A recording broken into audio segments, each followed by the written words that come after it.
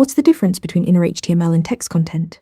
One of these properties can expose your app to serious security vulnerabilities. Let's break down when to use each. The fundamental difference is how they handle content. innerHTML parses and renders HTML tags as actual elements. If you set innerHTML to a string with a strong tag, you'll see bold text on the page. Text content treats everything as plain text. The exact same string will show the literal strong tag characters on screen, not bold text. This is the core distinction you need to understand. This difference has huge security implications. innerHTML with untrusted input creates cross-site scripting vulnerabilities. If a user can inject a script tag through innerHTML, that JavaScript will execute. Text content automatically escapes everything, making it immune to XSS attacks. Always prefer text content when working with user-generated content. There are also performance and behavior differences. Text content is faster because it doesn't pass HTML.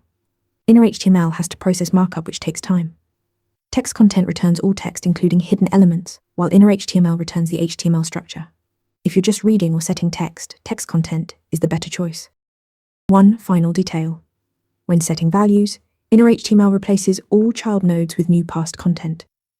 Text content escapes special characters like less than and ampersand, converting them to their safe entity equivalents.